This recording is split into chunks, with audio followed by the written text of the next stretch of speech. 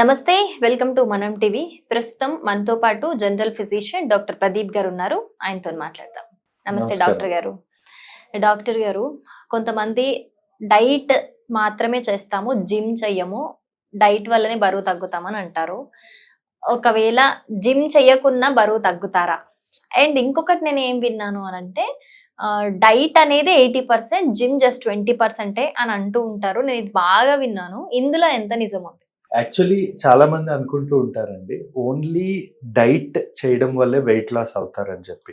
కానీ it is not true. Actually diet వల్ల ఒక 20% అయితే జిమ్ వల్ల ఇంకో 20%, అంటే 40% ఎక్సర్సైజ్ అండ్ డైట్తో తగ్గుతారు. ఇంకో 60% అనేది చాలా మంది దాన్ని తెలుసుకోరు. అది ఎందువల్ల వాళ్ళు చాలా మంది ఏమంటూ ఉంటారంటే, నేను ఎంత డైట్ చేసా, ఎంత ఎక్సర్సైజ్ చేసినా వెయిట్ తగ్గట్లేదు అని అంటూ ఉంటారు. రీజన్ ఏంటి అంటే, that is because of hormones problem. Okay, 60% మీరు నమ్ముతారో నమ్మరో, హార్మోన్స్ వల్ల వెయిట్ అనేది తగ్గడం అనేది జరగదు. దీన్ని మిస్ అవుతూ ఉంటారు చాలా మంది. డైట్ ఎక్సర్సైజ్ అని అనుకుంటూ ఉంటారు. యాక్చువల్లీ డైట్ 100% చాలా బాగా ఇంప్రూవ్మెంట్ ఉంటుంది. బట్ హార్మోన్స్, మన బాడీలో మన కొవ్వు అనేది 3 స్టేజెస్లో ఉంటుందండి. ఒకటి విజరల్ ఫ్యాట్ అంటాం, మొండి కొవ్వు అంటాం. ఆ మొండి కొవ్వు అనేది డైట్తో తగ్గదండి, నెంబర్ 1. ఇంకొకటి పైన పెరిఫీరియల్ ఫ్యాట్, అంటే రీసెంట్గా ఈ 2-3 సంవత్సరాల నుంచి వచ్చిన ఫ్యాట్ని అంటే రీసెంట్ ఫ్యాట్ అనమాట. మనం ఈరోజు బిర్యానీ తింటే రోజు బిర్యానీలు తింటే అప్పుడప్పుడు వచ్చిన ఫ్యాట్ అనమాట. దాన్ని మీరు చెప్పినట్టు ఎక్సర్సైజ్ డైట్తో కరగబెట్టచ్చు. కానీ ఈ క్రోనిక్ మొండి కొవ్వు అనేది ఎప్పటి నుంచో వస్తున్న కొవ్వు అనమాట. అది వంశపారంపరంగా వచ్చి ఉండొచ్చు, మన లైఫ్ స్టైల్ వల్ల వచ్చి ఉండొచ్చు, లైక్ స్మోకింగ్, డ్రింకింగ్ ఇలాంటి వాటి వల్ల వచ్చి ఉండొచ్చు, లేదా స్ట్రెస్, అంటే మన బాడీలో స్ట్రెస్ వల్ల కార్టిజోల్ పెరిగిపోతుంది. కార్టిజోల్ వల్ల కూడా మనకి కొవ్వు అనేది ఆటోమేటిక్గా ఈ మొండి కొవ్వు అనేది ఫామ్ అవుతూ ఉంటుంది. లేదా పీసీఓడి, లేడీస్లో నీటి బుడగల సమస్య అనేది ఉంటుంది. వాళ్ళ పీరియడ్స్ ఇర్రెగ్యులర్ అయ్యి, హార్మోనల్ ఇంబ్యాలెన్స్ అయ్యి, వాళ్ళలో ఏంటంటే యాక్ని, హెయిర్ లాస్ ఇలాంటి వాటితో పాటు మెయిన్గా వెయిట్ గెయిన్ అనేది పెరిగిపోతూ ఉంటుంది. ఎందుకంటే hormonal imbalance, hormone is nothing but steroid, దానివల్ల కూడా వాళ్ళు వెయిట్ పెరిగిపోతూ ఉంటారు. ఇంకొకటి థైరాయిడ్. ఈ థైరాయిడ్ ఉండే వాళ్ళు కూడా మనకి మెయిన్గా మనకి వెయిట్ అనేది పెరుగుతారు. ఎందుకంటే వాళ్ళ మెటబాలిజం తగ్గిపోతుంది, మెయిన్గా హైపోథైరాయిడిజం. సో వాళ్ళు ఏం తీసుకున్నా కూడా క్యాలరీస్ అనేవి కరగవు. ఓకే, ఆ క్యాలరీస్ అనేవి కరగకపోవడం వల్ల బాడీలో క్యాలరీస్ ఎక్కువైపోయి వెయిట్ గెయిన్ అనేది అవుతూ ఉంటుంది. అంటే ఇది ఎందుకు చెప్తున్నాను అంటే, ఈ హార్మోన్స్ ఎగ్జాంపుల్, మెయిన్గా వెయిట్ గెయిన్ అయ్యేది ఆఫ్టర్ 30 హార్మోన్స్ వల్లనే అవుతారు. ఇప్పుడు 30 లోపల అనుకోండి, మీరు చెప్పినట్టు ఈ డైట్ ఎక్సర్సైజ్ చాలా బాగా పనిచేస్తుంది. రీజన్ ఈజ్ దట్, అందుకే అంటూ ఉంటాం, ఒక ఇది కూడా ఉంది. ఏంటంటాం అంటే, మనం యంగ్గా ఉండేటప్పుడు రాళ్ళు తిన్నా కరిగిపోతాయి అంటాం. మనం ఓల్డ్ అవుతున్న కొద్దీ హార్మోనల్ ఇంబ్యాలెన్స్, ఇవి స్ట్రెస్, కార్టిజోల్స్, ఈ థైరాయిడ్లు, పీసీఓడ్లు, hypertension, diabetes, insulin sensitivity, అంటే మన బాడీలో తిన్న వెంటనే ఇన్సులిన్ తక్కువ ప్రొడ్యూస్ అవుతుంది వాళ్ళకి, దానివల్ల కొవ్వు కూడా స్టోరేజ్ అయిపోతూ ఉంటుంది అనమాట. సో ఇవన్నిటికి కారణం హార్మోన్స్ ప్రాబ్లం. సో ఇవి తగ్గాలి అంటే మనం కొన్ని రకమైన ఇవే కాకుండా హార్మోనల్ కరెక్షన్ అనేది చాలా ఇంపార్టెంట్ అండి. అలాగే ఈ డైట్ గురించి మాట్లాడుకుంటున్నాం కదా, కొంతమంది డైట్ చేసేటప్పుడు రైస్ తింటే కూడా ఫ్యాట్ వస్తుంది అని చెప్పేసి డిఫరెంట్ బ్రౌన్ రైస్ అని, కొర్రలు అని డిఫరెంట్ గా తింటూ ఉంటారు. సో ఇదెంత వరకు కరెక్ట్ అంటారు? రైస్ తింటే ఫ్యాట్ వస్తుందా? యాక్చువల్లీ రైస్ తింటే ఫ్యాట్ కాదు, rice is nothing but carbohydrate. మనం ఏంటంటే దానిలో ఉండేది మాట్లాడుకుందాం. ఇప్పుడు కార్బోహైడ్రేట్స్ అంటే ఎక్కువ మోతాదు మనకి రైస్ లో కానీ, పిండి వంటల్లో కానీ, కొన్ని like fry items, junk foods లో ఎక్కువ కార్బోహైడ్రేట్స్ ఉంటాయి.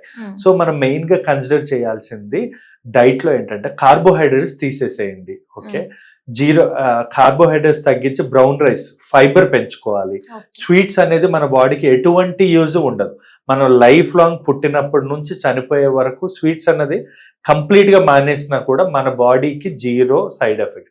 సో స్వీట్ అనేది అసలు మనకు అవసరం లేదు, ఏదో అది టేస్ట్ గురించి మనం తీసుకుంటూ ఉంటాం.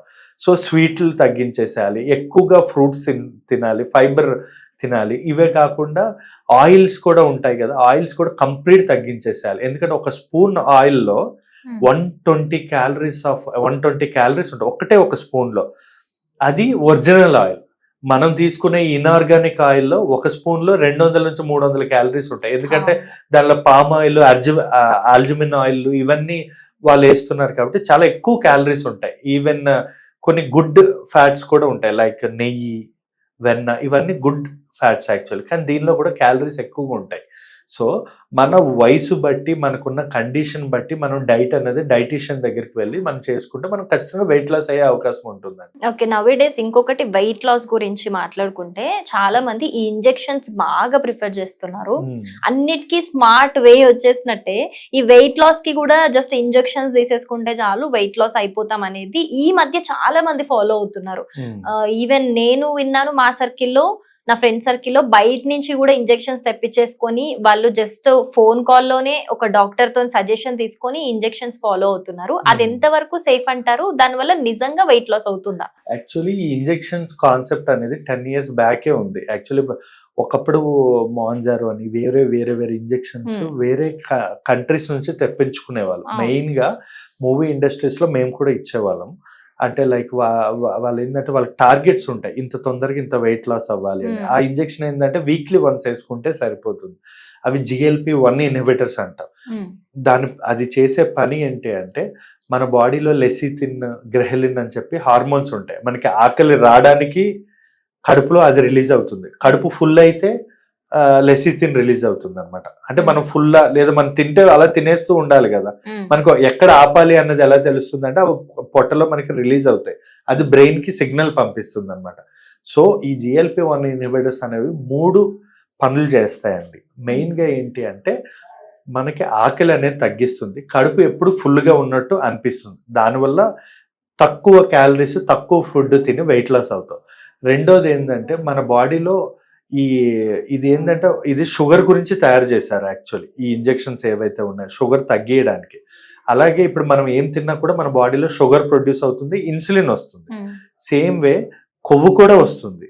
ఓకే, ఆ కొవ్వును కూడా ఇన్సులిన్ తగ్గిస్తుంది, షుగర్ను కూడా తగ్గిస్తుంది. సో ఇది ఏమవుతుంది, ఆ కొవ్వును కూడా తగ్గిస్తుంది అనమాట. మెయిన్ గా వెజిటల్ ఫ్యాట్ అంటే మొండి కొవ్వుని తగ్గించడానికి బాగా ఉపయోగపడుతుంది. ఇవి మేము కూడా ఇప్పుడు ఉన్న ప్రాక్టీస్ లో కొంచెం ఇబ్బంది, హార్మోనల్ ప్రాబ్లమ్స్ ఉన్న వాళ్ళు, హార్ట్ ప్రాబ్లమ్స్ ఉన్న వాళ్ళకి ఏ సైడ్ ఎఫెక్ట్స్ లేకుండా వాళ్ళ మోకాలు అరిగిపోయి ఉంటాయి, వాళ్ళు ఏమి ఇప్పుడు ఎక్సర్సైజ్ చేయమంటే చేయలేరు. అలాంటి వాళ్ళకి మేము యూజ్ చేసి ఆల్మోస్ట్ 20 to 30 kgs, అంటే మా దగ్గరికి వచ్చిన ఒక పేషెంట్ 165 kgs నుంచి ఇప్పుడు 90 kgs కి వితౌట్ సైడ్ ఎఫెక్ట్స్ 8 months లో తెప్పించాం. ఈ 8 months లో he's very active, very happy. So మనం తగ్గియచ్చు, కానీ ఆ ప్రాక్టీస్ అనేది ఫోన్లో కాకుండా డాక్టర్ దగ్గరికి వచ్చి తీసుకోవాలి. ఎందుకంటే డాక్టర్, అమ్మాయి అయితే ఒక డోసు ఉంటుంది, అబ్బాయి అయితే ఒక డోసు, వాళ్ళ ఏజ్, వాళ్ళకున్న కండిషన్స్, వాళ్ళ డైట్, వాళ్ళ లైఫ్ స్టైల్, ఇవన్నీ కౌన్సిలింగ్ తీసుకొని వాళ్ళు ట్రీట్మెంట్ ఇవ్వడం అనేది జరుగుతుంది. సో ఇంజెక్షన్స్ వల్ల ఖచ్చితంగా వెయిట్ లాస్ అయితే అవుతారు, కానీ విత్ అండర్ డాక్టర్ అబ్జర్వేషన్ లో తీసుకుంటే మంచిది. రైట్ డాక్టర్ గారు, థ్యాంక్ యూ సో మచ్.